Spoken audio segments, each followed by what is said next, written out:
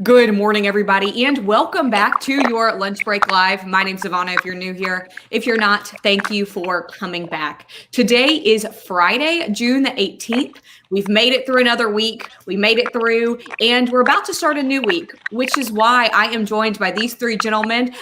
Here on my left, I have Jefferson County Circuit Court Judge Stephen Wallace, and then right below me on my screen, I have Jefferson County Public Defender Adam Danneman, and next to Adam, I am joined by Jefferson County District Attorney Danny Carr. Now, these gentlemen are here today to talk about something that is happening next week, and that is an amnesty week. It is called the Back on Track Amnesty Week. It is for people in Jefferson County who have a warrant for failure to appear in court on several different crimes that we'll get into in just a moment. And this is kind of a get out of jail free card, if y'all will let me say that. And we're going to get into the specifics of this and as to how this works and why you're doing it. But Danny, first of all, I'm going to let you kind of get us started, talk about what this is, and also why you think now in the summer, after a year and a half, it's crazy to say that, after a year and a half of a pandemic, that this amnesty week is a good idea. Well, let me first say thank you for having us. And again, kudos to Adam and Judge Wallace and also the other circuit judges and district court judges who are involved in making this happen. Obviously, we know that the pandemic obviously placed a huge toll on the court system. It basically stopped all and any activity as it relates to keeping cases moving. So there is a backlog. What we also recognize is that the people who we are targeting as it relates to this amnesty week are people who have committed nonviolent offenses. Some of those are nonviolent felony offenses, but also traffic citations and misdemeanor offenses as well. And what we thought would be for the betterment of the community as well is that this amnesty week will allow people to come to court without fear of being arrested, clear up their FTA warrant, which is the main target of what we want to do. And in some instances, we'll be able to look at some cases, in minor instances, and try to resolve those as well. And that will allow individuals who have been dodging the system, who couldn't afford to come to court, couldn't afford to go to jail because of the hardship it would cause on their families, to get this cleared up, then hopefully use this opportunity to get their ID, get their driver's license, go apply for jobs, even get COVID testings, all the things that they need to do to become productive members of society. So we believe that it's twofold, that it's going to benefit the court, but also benefit the community as well. Adam, again, Jefferson County Public Defender Adam Danneman. Adam, there are people who hear the word felony and they immediately think of a violent crime. They think about maybe an assault, maybe some sort of robbery, even murder when they hear felony. But there's tons of felonies that are not necessarily for violent crimes. Absolutely. I also want to echo what Danny said. I appreciate you hosting, and I appreciate the state through Danny and the bench collaborating on this. But to answer your question, the offenses that are eligible for this all fall into the category that you were talking about: nonviolent allegations, not convictions, and these would be pending charges that people missed court for. We talk about what these offenses are, and again, primarily for failure to appear offenses. I think Danny was having some technical problems. We'll get him back in a second. But we talk about these different crimes. And Judge Wallace, we know you run a criminal court here in Jefferson County, a busy court, unfortunately, and you have really been using virtual court a lot over the past year and a half. Have you recognized that maybe you have less than normal people attending court or showing up for court once things became virtual? Sure. So, I mean, let's just take a step back for a moment. We have experienced, as everybody knows, a once in 100-year event with the pandemic. And so we did respond initially with virtual hearings. And for the most part, I think it went very well because you were able to have people attend and get them where they are. And a lot of times it made things far more convenient for people to appear virtually. They have work, they have other obligations. And so I'm actually proud of the things we did and are continuing to do virtually with people attending court that way.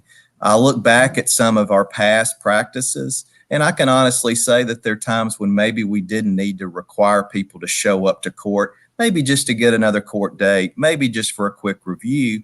And I think it's a lot more efficient to have them meet virtually. Now, there's, of course, some things that you can't handle virtually. I mean, obviously, we can't try cases. We can't have full hearings. But yes, I think the court system at large had a lot of success with virtual hearings. And it may be that makes it easier on the public to appear in court, so there aren't so many failure to appears if you have an option of appearing virtually. And so, at least as I intend to do going forward, I intend on continuing to offer that as an option. I don't want to issue unnecessary failure to appears with people that are having, of course, maybe car problems, other issues, child issues. And so I hope we continue to do that, and hopefully that will reduce some of the failure to appears that we've had in the past. And I'll tell you, I mean, it's an informal system. I mean, I've had people, lawyers, for the most part, remain pretty formal, but we did have some clients that, I saw them at their living room or their bedroom, but hey, that's better than me wondering where they are and having to issue a writ. And that's also just 2020, 2021, right? I mean, I think everybody at this point has seen the inside of another person's house, and we all know our coworkers a little bit better. But, kind of on that is something I think is cool. And like I said, I think Danny's having problems here, but we have Danny, Jefferson County District Attorney, Adam, Jefferson County Public Defender, Judge Wallace, Criminal Court Judge. These are the three of you together coming together to host an event, to put on something is it's kind of an optics move. There's a lot of people who say, look, those three people are never going to come together. Not you necessarily, but those three positions are not going to agree on anything. Adam, tell me what the objective here is for everybody in this court system, on all ends of the court system, coming together to put on an event like this. Yeah, I think that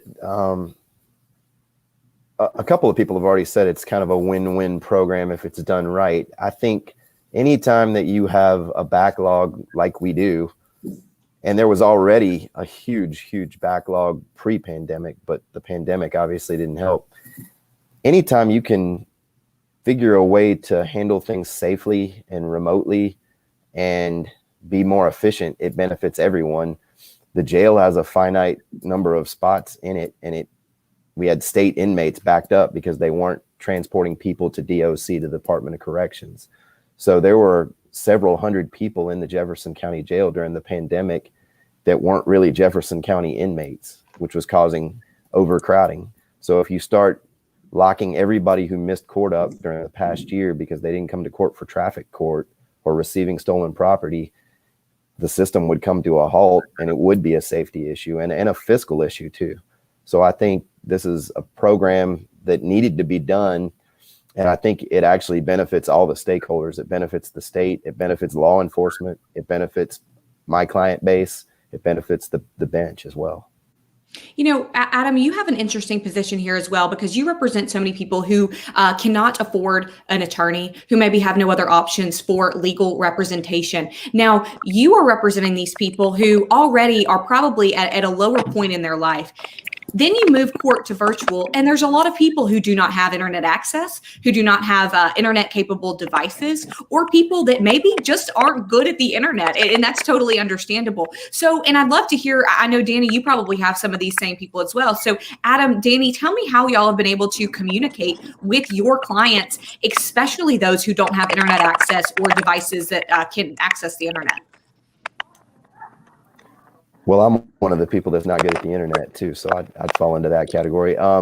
We have had, our clients have been, for the most part, very, very receptive, like Judge said, to the virtual hearings, to getting Zoom. I've had many clients where we've kind of done a sort of tutorial about how to get Zoom on your phone, and we've had many Zoom conferences. We also had our office open in kind of a socially distant way, not as open as it usually is, where we'd have clients schedule meetings and we could meet with them and they could use our Wi-Fi capability to meet with the court for their hearings. So we conducted a lot of those hearings actually from our office so that our clients could have access. Well, and Judge, I've had the opportunity to sit in on several virtual hearings that Judge Wallace, you have had, and it's really fascinating to see how all of this works. And it kind of comes down to the frustration sometimes that I think we've all experienced, no matter how tech savvy you are, of trying to log in maybe to a Zoom hearing or try to get your microphone or your camera to work. And you just can't get it. And it is frustrating. And Judge, we've seen on some of your hearings, people that just get so frustrated because they can't make their voice heard. They can't say, hey, I'm here, even though you see them calling in and they are there. So in a situation like that, where you aren't able to actually handle their case because of technical difficulties, but you see that they are trying, are those people being issued these failure to appear warrants, or are you giving them the benefit of the doubt? Sure, I give people the benefit of the doubt. If you've made some effort to contact the court, contact your lawyer, I, of course, feel comfortable with continuing your case if you're otherwise not able to log on. But you have to remember, I mean, we basically moved 10 years into the future with Zoom in the legal field in about 6 months. And so, of course, there was going to be some issues, but I think we were always headed this direction. But the pandemic just moved that quite a bit forward. And so, no, I completely understand. If you can't be heard, we will, of course, reset your case. And we're, of course, forgiving about that. But like I said, I think for a lot of people that are, of course, working people, don't want to have to necessarily come down to the courthouse, park, find a place, walk in, navigate the building. To be honest with you, it's work for a lot of people that ordinarily would have spent probably half a day or a whole day taking care of something that maybe took 10 or 15 minutes in court. But yes, we of course give grace if, for example, you are unable to log in, as long as we know that you're in contact with the court and your lawyer. Now, something I want to echo that Danny said a minute ago before we lost his connection here, and that was that there are people who maybe have just not been able to come deal with their warrants, especially because they can't go to jail right now. They can't give up that income of the job they're making to provide for their family, et cetera. So, Adam, tell us about how people can get in on this Amnesty Week next week. It's, I believe, Monday through Friday all week. So tell us what the details are. If somebody says, look, that's me, what do I do? Yeah. Well, there's no appointment required. The judges have collectively agreed to keep the downstairs courthouse, the big one in the basement of the criminal courthouse, open from 9:30 to 4 every day. I think there may be a 1-hour lunch break somewhere in there. Judge can correct me about that. But people who qualify, who have active warrants for failing to appear, and as long as their charge is a nonviolent felony or any misdemeanor or traffic offense, they would qualify and they could appear before the court without fear of arrest. Our office is actually got a hotline people can call if they want to know if they're eligible, whether our client or not. They can call. We're not going to give them any legal advice, but we will talk to them about where to go, when to go, and whether they're eligible. And we will leave that here in the comments for people as well. Quick questions. This is for either of you gentlemen from people who are interested. I've got Rico saying, good morning. So if I have traffic tickets and I need to get that handled, will you help me get my license back if I come for Amnesty Week? Adam, I'll let you answer that. Go ahead. Well, I would say this. We absolutely would be happy to help anybody get their warrants recalled, whether we represent them or not. We will be in the courtroom. If they have private counsel, we'll contact that person who is their lawyer to make sure that they are represented. I don't know if Rico falls into that category. We'd be glad to give general information about how to get a license reinstated, where to go, how to do that. So I think that is absolutely something that we'd be able to assist on. And Judge, what if you have tickets maybe from Homewood, if you have tickets from Midfield, what kind of warrant are these? Where are they coming from that you can get this handled?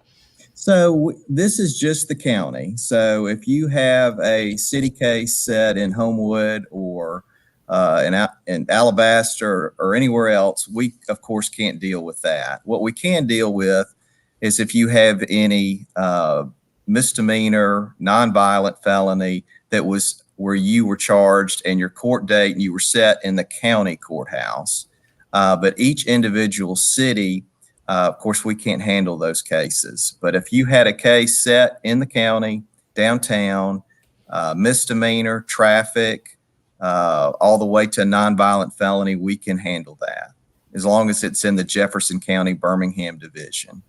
I will say, too, that I think Adam's people will also be available perhaps to answer questions if you do come in and you believe that you do have a felony case or a case with the county.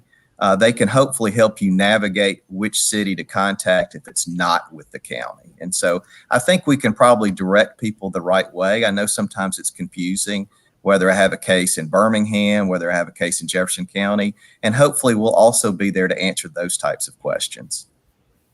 Again, this event, we're going to leave all of this information here. So if this is information you're looking for, I'll leave it here. But just to recap, this is next week at the Jefferson County Birmingham Division Courthouse downtown. Also, I believe Monday and Tuesday, there are going to be COVID vaccines offered on site. You do not have to be there to handle a warrant to get the COVID vaccine that's available. So if you just need your vaccine, they are free and they are going to be offered there Monday and Tuesday. So Judge Wallace, Adam, and Danny, I know that, like I said, we lost this connection, but the three of you, thank you so much for coming on, explaining this event, and just getting the word out to get people help with these nonviolent minor offenses.